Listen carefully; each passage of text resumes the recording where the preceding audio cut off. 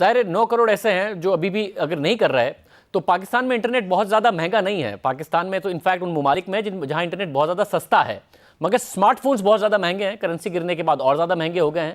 تو آپ کو لگتا ہے کہ یہ گیپ برج ہو سکتا ہے کہ جس میں موبائل فون کے استعمال کرنے والے اور ساتھ ہی انٹرنیٹ کے استعمال کرنے والے لوگوں میں فرق کم ہو؟ جی، گیپ انشاءاللہ ضرور برج ہوئے گا، اور اگر ہم نے پاکستان کو آگے لے کے جانا ہے تو ہم نے بیسکلی پوری عوام کو انٹرنیٹ کی سہولت دینی ہے، اس کو افورڈیبل کرنا ہے. اور آپ نے بالکل صحیح فرمایا، پاکستان تقریباً دنیا کے سے ان ممالک میں ہے جدھر انٹرنیٹ اور بوتھ وائس کمیونیکیشن سب سے سستی ہیں. لیکن پھر بھی جو ایک بیسک انٹری بیریئر آتا ہے وہ شاید آتا ہے کہ فون کتنا مہنگا ہے. تو ہمارے ابھی بھی اگر میں جائز کو لے لوں تو ہمارے تقریباً 60 ملین کسٹمرز ہیں، ان میں سے ابھی تقریباً 25 ملین کسٹمرز ایسے ہیں جو کہ بیسک ہینڈ سیٹس کے اوپر ہیں. سو ظاہری بات ہے افورڈیبلٹی آف ہینڈ سیٹ جو ہے وہ ابھی ایک فیکٹر ہے. لیکن اب ہماری جو اکانومی ہے، ہماری جو کسٹمر ایکسپیکٹیشن ہے، فون صرف فون نہیں ہے ایک دوسرے سے بات کرنے کے لیے. جو ہم جس کو فون کہتے ہیں وہ آپ کی زندگی کا ریموٹ کنٹرول ہے. اسی سے آپ نے بات کرنی ہے، آپ نے اس میں اپنی انٹرٹینمنٹ بھی دیکھنی ہے، آپ کی ایجوکیشن بھی ادھر سے پوری ہوئے گی، آپ کامرس بھی ادھر سے کریں گے.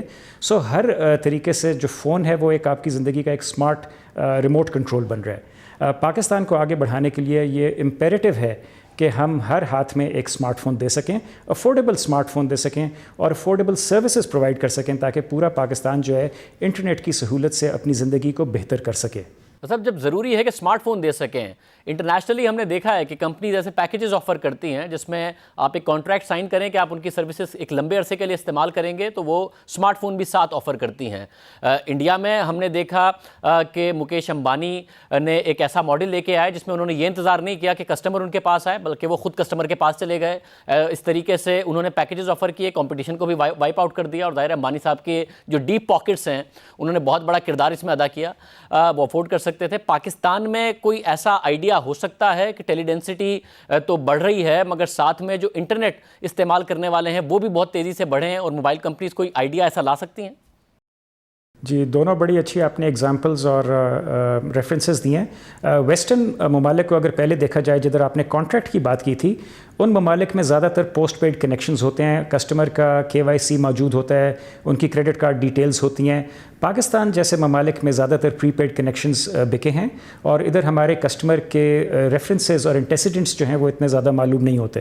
تو اس لیے کوئی ہمارے پاس ایسا ذریعہ نہیں ہے جن کے ساتھ ان کو ایک لانگ ٹرم میں بائنڈ کر سکیں اور ایک رسک اٹھا سکیں فون دینے کا جس کی بعد میں قسطیں ادا کی جا سکیں. سو ایک یہ پہلی چیز ہے. دوسرا، آپ نے ہمیں اکراس دا بارڈر آپ نے بتایا جیو ریلائنس جو ہے انہوں نے بڑے انیشیٹیوز اچھے لیے ہیں، اور انہوں نے لٹرلی فری فونز بانٹنا شروع کر دیے تھے.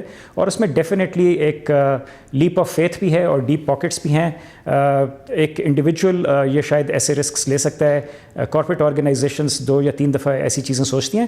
لیکن بہرحال ہم پھر بھی اس چیز کو سوچ رہے ہیں کہ ہم ہینڈ سیٹ کی افورڈیبلٹی کس طرح بڑھا سکیں. جس طرح میں نے آپ کو ابھی بتایا، ہماری ٹیلی ڈینسٹی بھی تھوڑی سی کمزور ہے 77% کے اوپر، اور دوسری بات یہ کہ ہماری انٹرنیٹ پینیٹریشن جو ہے وہ کافی کمزور ہے.